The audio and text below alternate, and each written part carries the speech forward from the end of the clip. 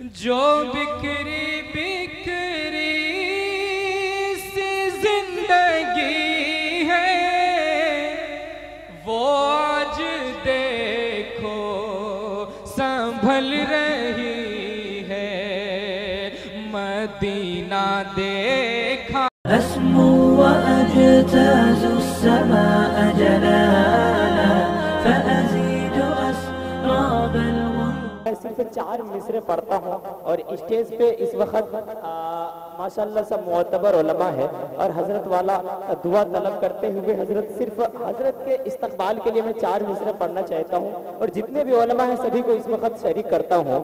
کہا کہ انبیاء کے وارث ہیں سچ میں یہ سبھی علماء، یقیناً حضرت کے چہرے کو دیکھ رہا ہوں پھر یہ مصرع مجھے یاد آیا کہ انبیاء کے وارث ہیں سچ میں یہ سبھی علماء، انبیاء کے وارث ہیں سچ میں یہ سبھی علماء، رحمتوں کی بارش ہے سچ میں یہ سبھی علماء، رحمتوں کی بارش ہے سچ میں یہ سبھی علماء، اور علماءوں کا اے لوگوں قدر تم پہ لازم ہے، رب کی تو نوازش ہے سچ میں یہ سبھی علماء، رب کی تو نوازش ہے سچ میں یہ سبھی علماء۔ آئیے حضرت سامعین و ناظرین، حضرت والا بالکل تیاری کے ساتھ مائک پہ ہے، آئیے بدبن گزارش کرتا ہوں کہ اپنے مواعظ و حسنہ کے ساتھ دعا بھی فرما دے، صرف اس شعر کے ساتھ جو بات تباہ سے ہو نہ سکی وہ بات دعا سے ہوتی ہے، جب مرشد کامل ملتا ہے تو بات صرف خدا سے ہوتی ہے۔ بسم اللہ الرحمن الرحیم، الحمدللہ رب العالمین، والصلاة والسلام علی سید الانبیاء والمرسلین وعلی آلہ وصحبہ اجمعین ومن تبعہم بإحسان الی یوم الدین۔ محترم بزرگوں، دوستوں، دینی بھائیوں اور بہنوں، اب اس وقت 11:15 ہو چکا ہے اور ماشاءاللہ بڑی مفید تقریریں آپ حضرات نے مغرب سے لے کر اب تک سنی ہیں۔ میں بہت ہی مختصر 10-15 منٹ آپ سے 2-3 بات عرض کروں گا اور انشاءاللہ اس کے بعد دعا ہو جائے گی۔ جب کہیں گھر بنتا ہے تو لوگ گھر والے کو مبارکباد دیتے ہیں، کسی کے یہاں بچہ پیدا ہوتا ہے تو لوگ بچے کی پیدائش کی مبارکباد دیتے ہیں۔ آج میں اس گاؤں کے لوگوں کو مبارکباد پیش کرتا ہوں کہ آپ نے اپنا گھر نہیں اپنے رسول صلی اللہ علیہ وسلم کا گھر بنایا۔ حضور صلی اللہ علیہ وسلم مسجد نبوی میں تشریف لائے، دیکھا کئی حلقے بنے ہوئے ہیں، کچھ لوگ ذکر میں مشغول ہیں، کچھ لوگ تسبیح میں مشغول ہیں، کچھ لوگ قرآن مجید کی تلاوت میں مشغول ہیں، کچھ لوگ ایک دوسرے کو دین کی تعلیم دے رہے ہیں۔ آپ نے سب کی تعریف فرمائی اور جس حلقے میں تعلیم ہو رہی تھی اس حلقے میں آپ بیٹھ گئے اور فرمایا کنت بعثت معلما، مجھے تو معلم بنا کر، ٹیچر بنا کر، استاذ بنا کر بھیجا گیا ہے، اس لیے میں اس حلقے میں بیٹھوں گا۔ فرض کیجئے کہ اگر آپ کے اس گاؤں میں رسول اللہ صلی اللہ علیہ وسلم تشریف لے آتے اور پوچھا جاتا کہ حضرت آپ کہاں قیام کرنا پسند کریں گے، تو عجب نہیں کہ یہ جو مدرسہ آپ کے گاؤں میں قائم ہوا ہے، مدرسہ مدینۃ العلوم، اس مدرسے کو حضور صلی اللہ علیہ وسلم اپنے قیام کے لیے پسند فرماتے ہیں اور آپ ارشاد فرماتے کہ مجھ کو تو تعلیم و تعلم کے لیے، پڑھنے پڑھانے کے لیے بھیجا گیا ہے، اس لیے میں اس جگہ قیام کروں گا۔ تو آپ نے اپنا گھر نہیں اپنے رسول کا گھر بنایا ہے، اور آپ نے نسبی بچے پیدا نہیں کیے ہیں، آپ نے آخرت کے لیے اولاد پیدا کی۔ یہ 5 بچے جو اس مدرسے سے حافظ ہوئے، 3 لڑکیاں اور 2 لڑکے، یہ اس پوری گاؤں کے لیے اولاد کے درجے میں ہیں۔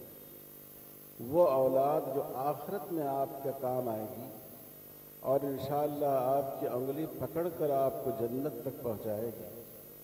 تو میں آپ لوگوں کو مبارکباد پیش کرتا ہوں کہ اس گاؤں کو آپ نے رسول اللہ صلی اللہ علیہ وسلم کے گھر سے اور قرآن مجید کے حفاظ سے آباد کیا ہے۔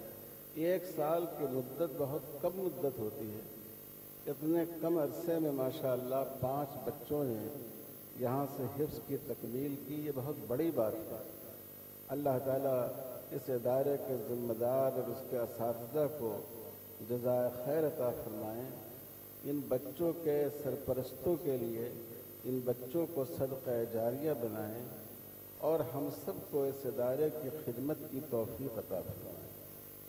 دوستو، 2-3 باتیں صرف میں آپ سے 5-5 منٹ میں عرض کروں گا۔ ابھی آپ نے سنا، بار بار یہ بات کہی گئی کہ اپنے بچوں کو مسلمان بنائیے، بنیادی دینی تعلیم ان کو دیجیے، بیسک اسلامک ایجوکیشن دیجیے۔ میں آپ سے یہ عرض کرنا چاہ رہا ہوں، اگر آپ اپنی نسل کو اسلام پر باقی رکھنا چاہتے ہیں، جیسے ہمارے اور آپ کے ماں باپ نے، باپ دادا نے ہمیں مسلمان چھوڑا ہے، اگر آپ چاہتے ہیں کہ آپ کے بچے بھی مسلمان رہیں، آپ کے بچوں کے بچے بھی دین پر قائم رہیں، تو ضروری ہے کہ آپ اپنے بچوں کو بنیادی دینی تعلیم دیں، اس کے بعد چاہے ان کو جو بھی پڑھائیں۔ کیونکہ ہمارے اس ملک میں جو نیو ایجوکیشن پالیسی آئی ہے، جو نئی تعلیمی پالیسی آئی ہے، وہ ایسی تعلیمی پالیسی ہے جو 2024 تک ہمارے ملک میں نافذ ہو جائے گی کہ جو بچہ اسکول میں پڑھے گا اور سرکاری اسکولوں کے ذریعے اس کے نصاب کے مطابق تعلیم حاصل کرے گا تو وہ آدھا مسلمان بھی مشکل سے باقی رہے گا۔ اس کو ہندو دیویوں دیوتاؤں کے تقدس کے بارے میں، ان کی عظمت کے بارے میں پڑھایا جائے گا، اس سے سوریہ نمسکار کرایا جائے گا، سورج کی پوجا کرائی جائے گی، اس کو بتایا جائے گا کہ یہ سرسوتی جی کی مورتی ہے، یہ تعلیم کی اور ایجوکیشن کی دیوی ہیں، تم ان کو خوش رکھو گے تو تمہارے مارکس اچھے آئیں گے اور تم اچھے طالب علم اور ودیارتھی بنو گے۔ یہ لکشمی جی ہیں، یہ تمہاری روزی کی دیوی ہے، رزق کی دیوی ہیں، ان کا اہتمام کرو گے، ان کے سامنے پرارتھنا کرو گے، ان کو نم کرو گے تو تم کو اچھی جاب ملے گی۔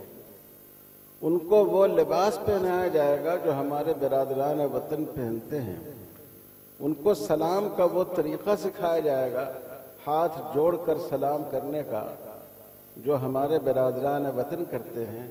یعنی ہمارے بچوں کو پوری طرح ان کے عقیدے کے اعتبار سے، ان کے پہننے اوڑھنے کے اعتبار سے، ان کی تہذیب اور ان کے کلچر کے اعتبار سے، ان کو اتحاد کے اعتبار سے اسلام سے ہٹا دیا جائے گا، دین سے دور کر دیا جائے گا۔ میرے بھائیوں اور بزرگوں، اس لیے اگر ہم اپنے بچوں کو مسلمان باقی رکھنا چاہتے ہیں تو یہ صرف واعظ تقریر کی بات نہیں ہے، یہ بالکل پرفیکٹ بات ہے کہ اگر ہم نے اپنے بچوں کی بیسک ایجوکیشن کا انتظام نہیں کیا، بنیادی اسلامی تعلیم کا نظم نہیں کیا، تو اگلی نسلوں کو خدا نخواستہ ہم کھو دیں گے۔ دیکھیے، میں اپنا ایک واقعہ بیان کرتا ہوں۔ میں برطانیہ گیا تھا، انگلینڈ۔ وہاں ہمارے دوست مجھے گھمانے کے لیے نکلے۔ لندن کے سے باہر ایک علاقے سے جب ہم گزرے تو دیکھا کہ وہاں جو دکانیں ہیں اور مکانات ہیں اس پر لوگوں کے نام لکھے ہوئے ہیں ال کے ساتھ، الفلاں الفلاں، جیسے آپ نے عربوں میں سنا ہوگا۔ میں نے ان سے کہا کہ یہ تو عرب لوگ لکھتے ہیں اور یہاں تو کوئی مسلمان نظر نہیں آتا ہے، یہ کیوں ال لکھتے ہیں اپنی دکانوں کے ساتھ، اپنے نام کے ساتھ؟ کہنے لگے کہ اصل میں 1948 میں 50,000 فلسطینی جن کو اسرائیل نے اجاڑ دیا تھا ان کو برٹش گورنمنٹ اپنے ہاں لے آئی پناہ گزین کی حیثیت سے۔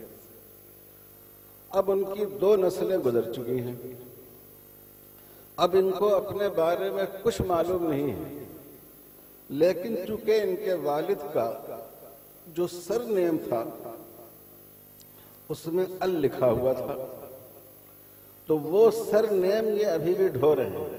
نام پورا انگریزوں کی طرح ہے، زندگی پوری انگریزوں کی طرح ہے، کلچر ان کا پورا انگریزوں کا ہے، لیکن چونکہ نام میں ان کے دادا کے پردادا کے اخیر میں ال لگا ہوا تھا، الفلاں الفلاں، تو انہوں نے یہ لفظ ال کو وہ سر نیم ان کا باقی رہا ہے۔ آپ سوچئے کہ 50 سال میں ایک پوری قوم کو بدل دیا گیا، اور اس طرح بدل دیا گیا کہ لوگوں نے محسوس بھی نہیں کیا۔ تو اس خطرے کو محسوس کیجئے کہ ہماری نسلیں کہیں دین سے محروم نہ ہو جائیں۔ میرے بھائیوں اور بزرگوں، یہاں بہت سے علماء اور حفاظ موجود ہیں۔ قرآن مجید میں ایک عجیب واقعہ بیان کیا گیا ہے، آپ بھی سنیں گے تو حیرت کریں گے۔ حضرت یعقوب علیہ السلام جو اللہ کے نبی اور پیغمبر تھے، بیت المقدس میں فلسطین میں ان کی قبر شریف موجود ہے۔ قرآن نے بتایا کہ ان کا انتقال ہو رہا تھا۔ عام طور پر جب آدمی کی موت ہوتی ہے چاروں طرف لوگ کھڑے ہو جاتے ہیں، اپنے رشتہ دار، اور اس کی کیفیت دیکھتے رہتے ہیں۔ تو حضرت یعقوب علیہ السلام کے جو صاحبزادے تھے، جو ان کے بیٹے تھے، وہ سب والد کی چارپائی کے چاروں طرف کھڑے ہیں، اور حضرت یعقوب علیہ السلام نے ان سے پوچھا، اے میرے بیٹو، ما تعبدون من بعدی، میرے بعد تم لوگ کس کی عبادت کرو گے، کس کی پوجا کرو گے؟ بیٹوں نے کہا کہ ہم لوگ آپ کے خدا کی، آپ کے والد اور چچا اسحاق و اسماعیل کے خدا کی، آپ کے دادا حضرت ابراہیم کے خدا کی، یعنی ایک خدا کی عبادت کریں گے۔ جب بیٹوں نے یہ جواب دیا تو اب ان کو اطمینان ہوا، اور پھر اللہ کے ہاں رخصت ہو گئے۔ آپ غور کیجئے حضرت یعقوب علیہ السلام کون تھے؟ حضرت یعقوب خود اللہ کے نبی تھے، ان کے والد حضرت اسحاق اللہ کے نبی، ان کے چچا حضرت اسماعیل اللہ کے نبی، جن کی نسل سے ہمارے حضور صلی اللہ علیہ وسلم پیدا ہوئے، ان کے دادا حضرت ابراہیم اس شان کے نبی تھے کہ ان کے بعد تمام انبیاء ان کی نسل سے پیدا ہوئے، ان کے صاحبزادے حضرت یوسف علیہ السلام اللہ کے نبی، پورا خاندان اللہ کے نبیوں اور رسولوں کا ہے۔ کیا اس خاندان کے بارے میں یہ تصور کیا جا سکتا ہے کہ اس خاندان کے لوگ اسلام سے پھر جائیں گے، کافر اور مشرک ہو جائیں گے؟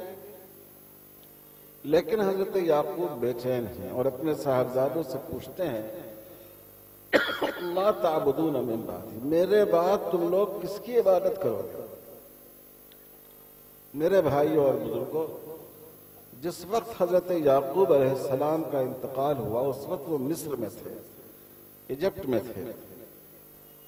مصر کی خاص بات یہ تھی کہ اگرچہ وہاں حضرت یوسف علیہ السلام مصر کے بادشاہ بھی بنے، پورے مصر پر ان کی حکومت بھی قائم ہوئی، لیکن اس ملک کی غالب اکثریت ہمیشہ مشرک رہی۔ بہت چھوٹی سی تعداد حضرت یعقوب علیہ السلام کے خاندان کی جو فلسطین سے ہجرت کر کے مصر آ گئے تھے، صرف وہ مسلمان تھے اور باقی سب غیر مسلم اور مشرک تھے۔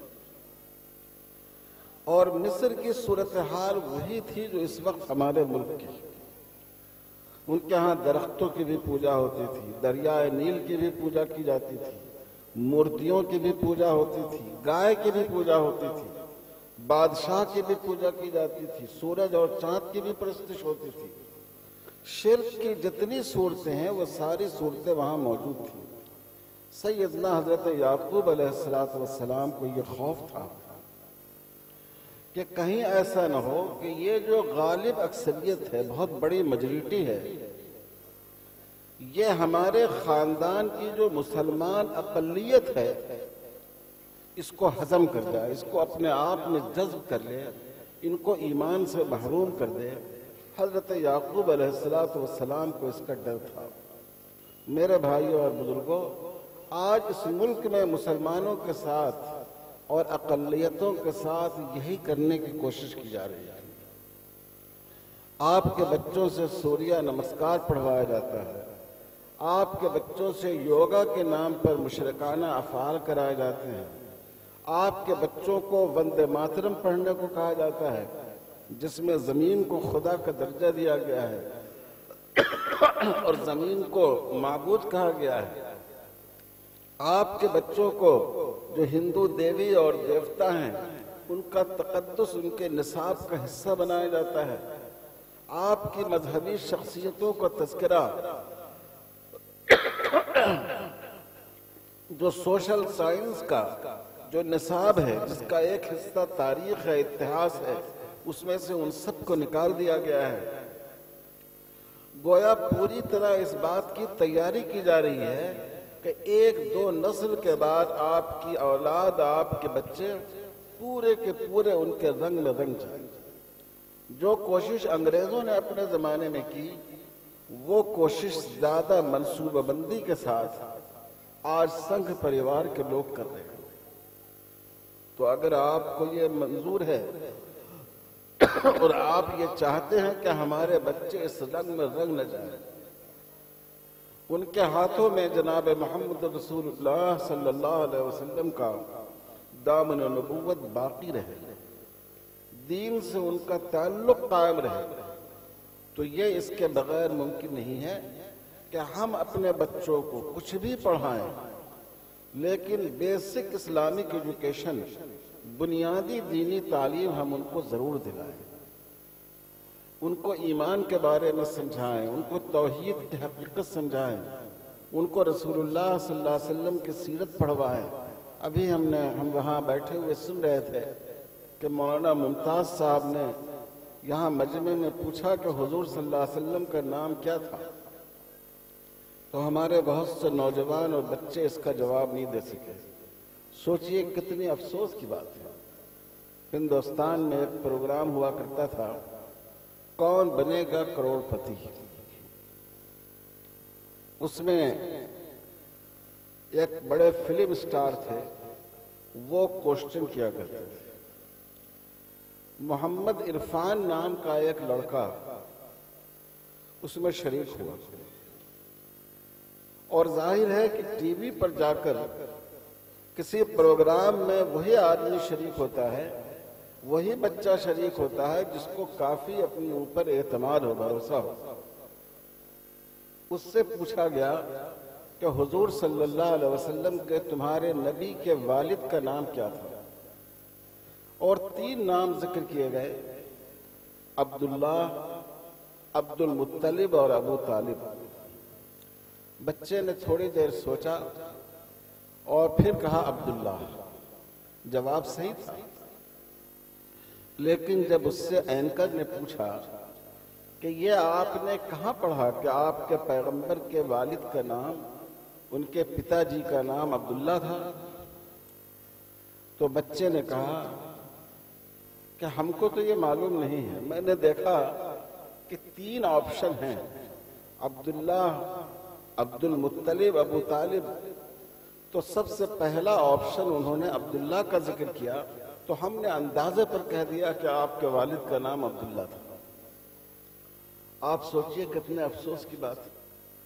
हम इतना इश्क़ रसूल का दावा करते हैं और नाते झूम झूम कर पढ़ते हैं और नाते सर धुल कर सुनते हैं, लेकिन इतनी खबर नहीं है हमारे बच्चों को कि हमारे हुजूर सल्लल्लाहु अलैहि वसल्लम के वालिद का क्या नाम था।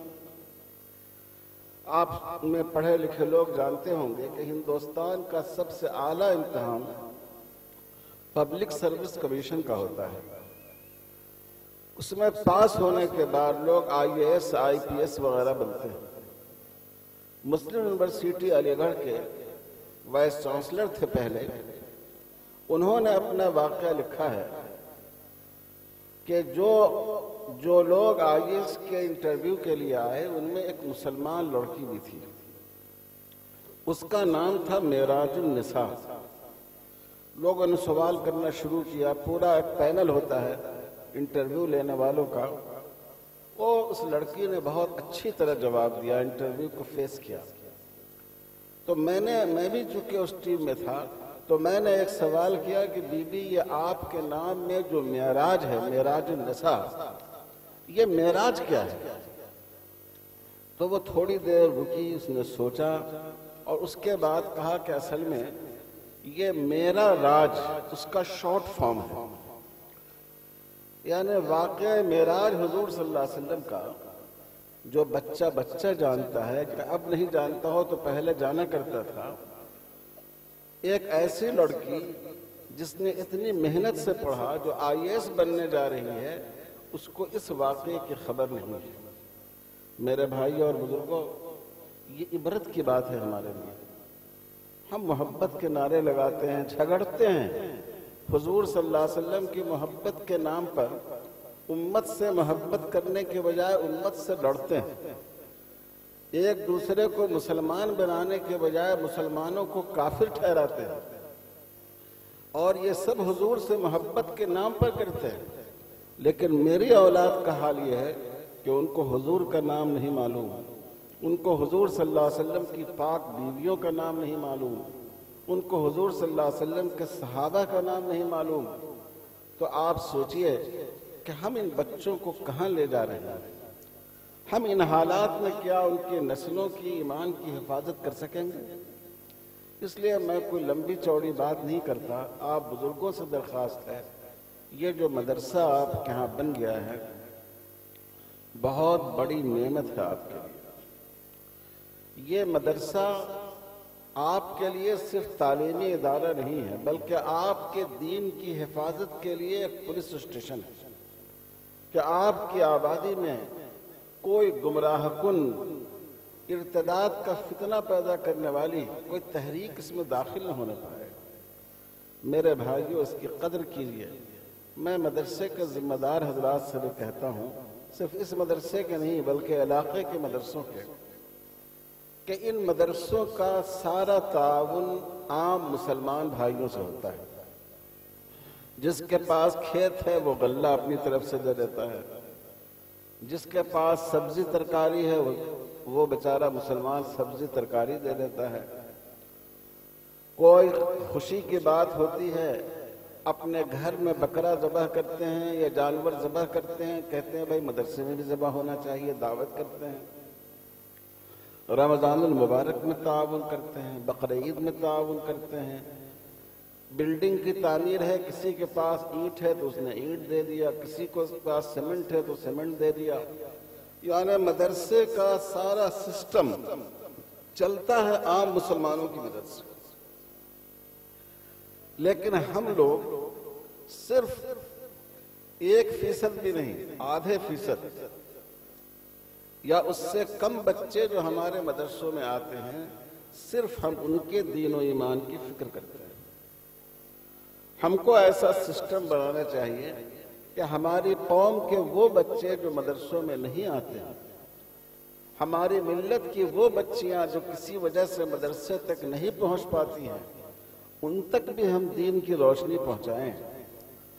آپ اپنے مدرسوں میں ویکنڈ کلاس قائم کیجیے۔ یورپ میں، امریکہ میں آپ جائیں گے، وہاں ہر مسجد میں ویکنڈ کلاس ہے۔ اتوار کے دن 6 گھنٹہ مسلمان بچوں اور بچیوں کی دینی تعلیم ہوتی ہے۔ 6 گھنٹہ کم نہیں ہے۔ اگر آپ نے کسی بچے کا 6 گھنٹہ لیا تو گویا آپ نے روز اس کو 1 گھنٹہ پڑھایا۔ اس میں آپ اچھی خاصی تعلیم دے سکتے ہیں۔ آپ اس کی فیس لیں، آپ اس کو دلچسپ بنائیں۔ یہ ہم جلسوں پر کتنا خرچ کرتے ہیں، لاکھوں روپے خرچ ہوتا ہے۔ دیکھیے اتنا عظیم الشان پنڈال اور پھر سارے اخراجات۔ آپ غور فرمائیے کیا ہم اپنے ان بچوں کے لیے دینی معلومات کا انعامی مقابلہ نہیں کرا سکتے؟ آپ بستی میں اعلان کر دیتے کہ فلاں عمر سے فلاں عمر تک بچوں کے لیے بچیوں کے لیے سیرت کا مقابلہ ہوگا، 100 کوشچن آپ بنائیے، اس کا اشتہار اپنی بستی میں اور ارد گرد کی بستی میں تمام چسپاں کرا دیجیے، اس پر انعام مقرر کیجیے۔ جو اول انعام لائے گا اس کو ہم 5,000 دیں گے، جو دوسرا انعام لائے گا اس کو ہم 2,000 دیں گے، جو معمولی درجے سے پاس ہوگا اس کو 1,000 روپے دیں گے۔ 50,000 روپے میں آپ کا یہ پروگرام ہو جائے گا، لیکن اس 50,000 روپے میں آپ کی بستی کا جو نوجوان بچہ ہے، جو نوجوان بچیاں ہیں ہماری، سینکڑوں بچیاں حضور صلی اللہ علیہ وسلم کی پوری سیرت کو پڑھ لیں گے، اس بہانے وہ سیرت پڑھ لیں گے اور ان میں دین کا شعور آ جائے گا۔ ایک مقابلہ آپ رکھیے، نماز کے مسائل انعام مقرر کیجیے، بچیوں کے لیے ان کی مناسبت سے عنوان مقرر کیجیے، چھوٹا سا بکلٹ شائع کیجیے، کوشچن پیپر بھی بنا دیجیے، ان کا امتحان لیجیے، اس بہانے وہ اس پورے لٹریچر کو پڑھ لیں گے اور آپ کے گاؤں کے کم سے کم 80% بچوں کو ضروری مسائل معلوم ہو جائیں گے۔ تو میں مدارس کے ذمہ داران سے درخواست کرتا ہوں کہ قوم ہماری جو ہماری ساری ضرورتیں پوری کرتی ہے، سوئی اور دھاگے سے لے کر بلڈنگوں تک سارا کام ہمارے جو مسلمان کرتے ہیں، ہماری بہنیں کرتی ہیں، ہمارے بھائی کرتے ہیں، تو ہمارے پاس ان کو دینے کے لیے کیا ہے؟ ہمارے پاس ان کو دینے کے لیے بس صرف تقریریں ہیں کہ ہم نے تقریر کر دی، آپ نے تقریر کر دی، کچھ نعتیں پڑھا دی گئیں، اور گھر جاتے جاتے نہ تقریر کا ایک لفظ ان کو یاد رہتا ہے، نہ نعت کا ایک مصرع یاد رہتا ہے۔ میرے بھائیوں اور بزرگوں، ایک تبدیلی ہم کو اپنے سماج میں لانے کی ضرورت ہے، اور سب سے بڑا مسئلہ یہ ہے کہ ہم اس بات کی فکر کریں جیسے ہمارے باپ دادا نے ہمارے لیے دین اور ایمان کو چھوڑا ہے، اسی طرح ہم اپنے بچوں کے لیے صرف کھیت پتھار میں چھوڑیں، ہم ان کے لیے ایمان کی دولت بھی چھوڑیں، ہم ان کے لیے دین کو بھی چھوڑیں۔ تو علاقے کا علماء کی ذمہ داری ہے کہ وہ بیٹھ کر ایک ایسا سسٹم بنائیں۔ آج کل ایسے بہت سے طریقے ایجاد ہو گئے ہیں کہ کم وقت میں ہمارے بچوں کو اور بچیوں کو بیسک دینی معلومات دی جا سکیں، اس طرح ہم ان کے ایمان کو بچائیں گے۔ دیکھیے، عمل کی کوتاہی سے انسان میں برائی پیدا ہوتی ہے، اور ایمان کی کوتاہی سے انسان کفر کی طرف چلا جاتا ہے، مرتد ہو جاتا ہے۔ ایک بچہ نماز نہیں پڑھ رہا ہے، اب نہیں پڑھ رہا ہے، ہو سکتا ہے 10 سال بعد اس میں تبدیلی آئے۔ آج اس نے داڑھی نہیں رکھا ہے، 10 سال کے بعد داڑھی رکھ لے گا۔ لیکن اگر ایک آدمی کا اللہ پر یقین ہی کمزور ہو گیا، رسول صلی اللہ علیہ وسلم کی عظمت ہی اس کے دل سے نکل گئی، اس نے صحابہ کو پہچانا ہی نہیں، تو آپ اس بات کی امید نہیں رکھ سکتے کہ آج نہ صحیح 10 سال کے بعد یہ آدمی سنبھل جائے گا۔ اس لیے میرے بھائیوں اور بزرگوں، اس وقت بہت زیادہ اس پر توجہ کی ضرورت ہے۔ ہمارے ملک کی جو صورتحال ہے، یہ جو آپ دیکھتے ہیں فلاں پارٹی آئی، فلاں پارٹی گئی، اب اس مسئلے کا تعلق صرف گورنمنٹ بنانے سے نہیں ہے۔ اب جو اس وقت جو پارٹی اقتدار پر آنا چاہتی ہے، وہ اس کا منصوبہ صرف یہ نہیں ہے کہ حکومت ہم یہ کریں گے، اس کا منصوبہ یہ ہے کہ ہم حکومت اس طرح کریں گے کہ آپ کو اپنے رنگ میں رنگ دیں گے۔ آج ہی کل میں ہم نے اخبار میں پڑھا کہ بعض جگہ بی جے پی کے لوگ مطالبہ کر رہے ہیں کہ مسجدوں پر زعفرانی کلر کرایا جائے، اور بنارس میں انہوں نے کرایا۔ جب مسلمانوں نے اس پر اعتراض کیا تب پھر اس میں کچھ تبدیلی کی انہوں نے، یعنی چاہتے یہ ہیں کہ پوری قوم کو اپنے رنگ میں رنگ دیں۔ میرے بھائی اور بزرگوں، یہ بہت بڑی ذمہ داری ہے۔ اگر آپ نے اپنے بچوں کے لیے سب کچھ کیا، ان کی روزی روٹی کا بہتر سے بہتر انتظام کر دیا، لیکن ان کے دین و ایمان کی حفاظت کی فکر نہیں کی، تو اللہ کے ہاں ہم لوگ بچ نہیں سکیں گے۔ اللہ تعالی ہم لوگوں کو توفیق عطا فرمائے۔ مجھے یہ سن کر خوشی ہوئی کہ یہاں عصری تعلیم بھی رکھی گئی ہے. ہر مدرسے میں کم سے کم پرائمری تک سرکاری کاریکولم کے ساتھ دینی تعلیم ہونی چاہیے. 5th تک اگر بچے نے سرکاری نصاب کے ساتھ بنیادی دینی تعلیم حاصل کر لی تو اب وہ جو بھی پڑھے اور جہاں تک جائے انشاءاللہ مسلمان باقی رہے گا. لیکن اگر بنیاد ہی کو آپ نے چھوڑ دیا، پہلے ہم لوگوں نے اپنے بچپن میں دیکھا جب تک بچہ قرآن نہیں پڑھتا تھا اس کو اسکول میں شامل نہیں کیا، شریک نہیں کیا جاتا تھا. اب تو ابھی ہم کسی جگہ گئے تھے، میں نے کہا کہ شاید اب وہ زمانہ آئے گا کہ مائیں دودھ پیتے بچے کو اسکول کے حوالے کر دیں گے، اس لیے کہ 3 سال میں تو اسکول والے لے رہے ہیں بچوں کو. تو وہاں ایک صاحب نے کہا، میں پونے گیا تھا یا کہاں گیا تھا، ایک صاحب نے کہا کہ ہاں یہاں اس شہر میں ایک اسکول ایسا ہے جہاں 2 سال کے بچے کو بھی اسکول والے لے لیتے ہیں، کھلونے کے ذریعے، کھیل کود کے ذریعے اور ڈبے کے دودھ کے ذریعے ان کا وقت بہلاتے ہیں. اور ماؤں کو یہ سہولت ہوتی ہے کہ آج کل عورتوں میں بھی جاب کرنے کا جنون ہو گیا کہ وہ بھی سمجھتی ہیں کہ چلو بچے سے چھٹکارا ملا، ہم اپنی جاب کر سکتے ہیں، ملازمت کر سکتے ہیں. تو سوچئے ان حالات میں ان بچوں کے ایمان کا کیا ہوگا، ان کے دین کا کیا ہوگا. دودھ تو ڈبے کا پلایا جا سکتا ہے اور کھانا تو ہوٹل سے منگا کر کھلایا جا سکتا ہے، لیکن ان کے ایمان کی حفاظت کیسے ہوگی، ان کے دین کا بچاؤ کیسے ہوگا. اس لیے میرے بھائی اور بزرگوں، اس پر بہت توجہ کے ساتھ، دلسوزی کے ساتھ میں آپ سے کہہ رہا ہوں، بہت توجہ کے ساتھ اس پر سوچنے کی ضرورت ہے. اور حضرت یعقوب علیہ السلام کے سوال کو ذہن میں رکھنے کی ضرورت ہے کہ پورا خاندان اللہ کے نبیوں اور رسولوں کا ہے، لیکن پھر بھی حضرت یعقوب بے چین ہیں اور اپنے بچوں سے پوچھ رہے ہیں کہ میرے بعد تمہارے دین کا کیا ہوگا، کس کی عبادت کرو گے، تم توحید پر قائم رہو گے یا شرک میں مبتلا ہو جاؤ گے. تو آپ سوچئے کہ ہم کو کتنی زیادہ اس کی فکر کرنی چاہیے، ہم کو کتنا زیادہ اس کے لیے بے چین ہونا چاہیے. اللہ تعالی ہم سب کو اس کی توفیق عطا فرمائے اور یہ جو دینی ادارے ہیں ان اداروں کو ہماری نسلوں کے ایمان کی حفاظت کا ذریعہ بنائے. وصلی اللہ علی خیر خلقہ محمد وعلی آلہ وصحبہ اجمعین والحمد للہ رب العالمین. دعا درود شریف پڑھ لیجیے، دعا کر لیجیے. اللہم صلی علی محمد وعلی آلہ وبارک وسلم.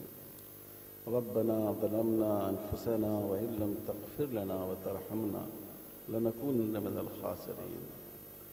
اللہم وفقنا لما تحب وترضى.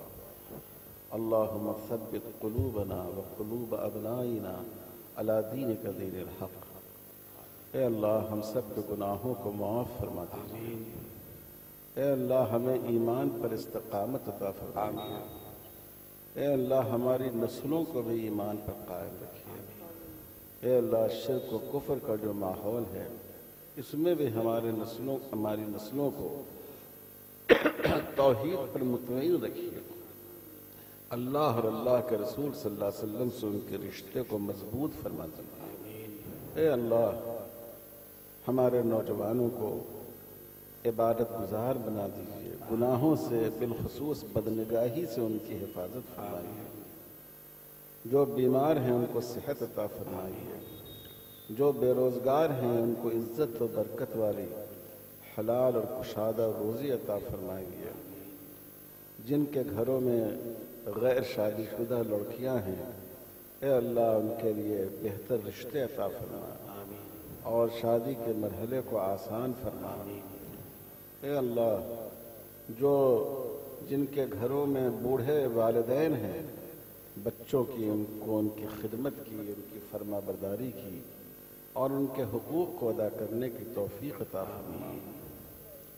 اے اللہ پڑوسیوں کے دلوں میں اسلام کی اور مسلمانوں کی محبت پیدا فرما. اے اللہ ہر طرح کے شرور سے امت کی حفاظت فرما. جان و مال کی حفاظت فرما، عزت و آبرو کی حفاظت فرما، ان کے روزگار اور جاب کی حفاظت فرما، ہر طرح کے شرور سے ان کی حفاظت فرما. اے اللہ ظالموں کو مسلط نہ فرما، اے اللہ ہم پر رحم فرما اور ایسے لوگوں کو ہم پر مسلط نہ فرما جو بے رحم ہوں، جو بے رحمی کرنے والے ہوں، جو اسلام سے اور مسلمانوں سے نفرت رکھتے ہوں۔ اے اللہ اس ملک کے حالات کو اسلام اور مسلمانوں کے موافق بنا دیجیے، یہاں دعوت کا، اسلام کی حفاظت کا ماحول پیدا کر دیجیے، ہر طرح کے شرور سے مسلمانوں کی حفاظت فرمائیے۔ اے اللہ جن بچوں کا حفظ مکمل ہوا ہے ان کو الفاظ قرآنی کے ساتھ ساتھ ان بچوں اور بچیوں کو معنی قرآن کا بھی حافظ بنا دیجیے، احکام قرآنی پر بھی عامل بنا دیجیے، ان کے حفظ کو ان کے والدین کے لیے صدقہ جاریہ بنا دیجیے، جنت میں داخلے کا ذریعہ بنا دیجیے، دوزخ سے حفاظت کا ذریعہ بنا دیجیے۔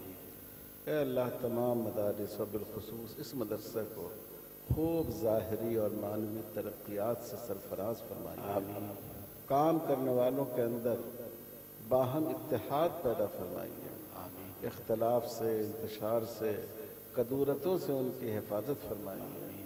اے اللہ مسلمانوں کی صفوں میں وحدت پیدا فرما دیجیے، مسلکی جھگڑوں سے، ذات پات کے جھگڑوں سے، گاؤں اور محلے کے جھگڑے سے، اے اللہ ان جھگڑوں سے مسلمانوں کی حفاظت فرما دیجیے۔ اے اللہ اس ملک کے جو حالات ہیں ان حالات کو بدل دیجیے، ان کو بہتر فرما دیجیے۔ اس ملک میں بڑے بڑے اولیاء اللہ، حضرت خواجہ اجمیری، حضرت شاہ نظام الدین اولیاء، حضرت بختیار کاکی، کیسے کیسے صوفیاء، مشائخ اور محدثین پیدا ہوئے، ہمیشہ اس سرزمین کا رشتہ اے اللہ اللہ کے دین سے قائم رکھیے۔ اے اللہ اس مدرسے کی تعمیر کا جو ارادہ کیا گیا ہے ہمارے ہاتھ خالی ہیں لیکن آپ کے خزانے غیب میں کوئی کمی نہیں۔ اے اللہ اس کی تعمیر کا سر و سامان فرما دیجیے، لوگوں نے جو سوچا ہے اس سے بڑھ کر سامان فرما دیجیے، جن جن لوگوں نے اس وقت تعاون کیا ہے اے اللہ ان کو اس کا بہترین اجر عطا فرمائیے، اس کو قبول فرما لیجیے، جس مقصد کے لیے کیا اس مقصد کو پورا فرما دیجیے۔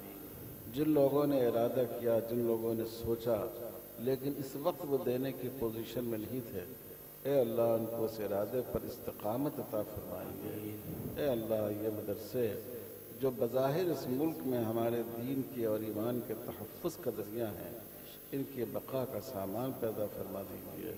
اے اللہ حکومت اور مختلف اسلام دشمن عناصر ان مدارس کو نشانہ بنانا چاہتے ہیں اور بنا رہے ہیں، ان کے شرور سے مدرسوں کی حفاظت فرمائیے، ہمارے مدرسوں کی، ہماری مسجدوں کی، ہماری خانقاہوں کی، ہمارے دینی کاموں کی، جماعتوں کی، ہمارے دینی مراکز کی، ہمارے علماء کی، ہمارے نوجوانوں کی، ہماری خواتین اور ماں بہنوں کی، اے اللہ ان سب کی ہر طرح سے حفاظت فرمائیے۔ اے اللہ جو مانگا وہ بھی عطا فرمائیے اور جو نہیں مانگا اور مانگنا چاہیے وہ بھی عطا فرمائیے۔ ہم میں سے جو بیمار ہیں یا ان کے متعلقین بیمار ہیں ان کو صحت کاملہ عاجلہ مستمرہ عطا فرمائیے۔ جو لوگ ماضی قریب میں گزر گئے یا کورونا کے وبا کے درمیان گزر گئے خصوصاً، اے اللہ تعالیٰ ان کی بال بال مغفرت فرمائیے۔ جو بچے یتیم ہوئے، جو عورتیں بیوہ ہوئیں، اے اللہ ان کا تکفل فرمائیے، غیب سے ان کی مدد فرمائیے، ان کی کفالت فرمائیے، ان کے بچوں کی تعلیم کا سر و سامان فرما دیجیے۔ اے اللہ ہم سب کو اپنی اطاعت و فرما برداری والے اعمال پر قائم رکھیے اور گناہوں سے بچنے کو ہم سب کے لیے آسان فرما دیجیے۔ ربنا تقبل منا انك انت السميع العليم وصلى الله على خير خلقه محمد وعلى آله وصحبه اجمعين والحمد لله رب العالمين۔